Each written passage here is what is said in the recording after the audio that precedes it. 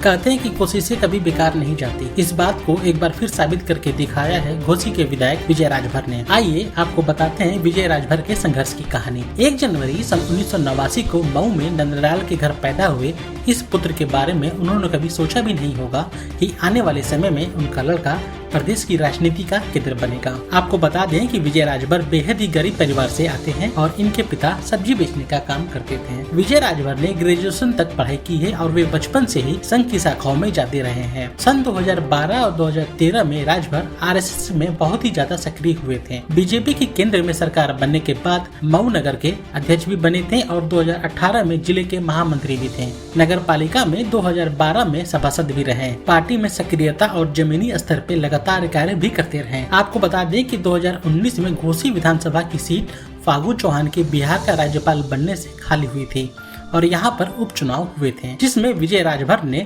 सुधाकर सिंह को 1773 वोटों से हराया था। यहाँ 11 प्रत्याशियों के बीच कड़ा मुकाबला था। इस उपचुनाव में तीसरे पर बसपा और चौथे पे कांग्रेस रही। बसपा के कय्यूम अंसारी को 50,775 और कांग्रेस के राजमंगल यादव को 11,624 वोट मिले थे। समाजवादी पार्टी का कोई अधिकृत प्रत्याशी नहीं था। सुधाकर सिंह को टिकट दिया गया था, लेकिन उनका पर्चा खारिज हो गया था। ऐसे में निर्दल प्रत्याशी के रूप में उन्होंने ताल ठोकी और सपा ने उन्हें समर्थन दिया था। इस उपचुनाव में मिली जीत ने इनके जीवन में नई गति दी। आपको बता दें कि सीएम योगी ने उपचुनाव के प्रचार के दौरान कहा था कि जब देश का प्रधानमंत्री चाय वाला हो सकता है तो सब्जी बेचने वाला लड़का विधायक क्यों नहीं हो सकता। घोसी लोकसभा क्षेत्र में विधायक विजय राजभर लोगों के बीच काफी लोकप्रिय नेता माने जाते हैं। इनकी सबसे बड़ी खासियत लोगों के बीच लगातार संवाद करते रहना है। ऐसे में इनके काम करने के तरीके ने लोगों का दिल जीता है। किसी भी त्योहार के मौसम में इनका लोगों से जुड़ाव सीधे तौर पे रहता है।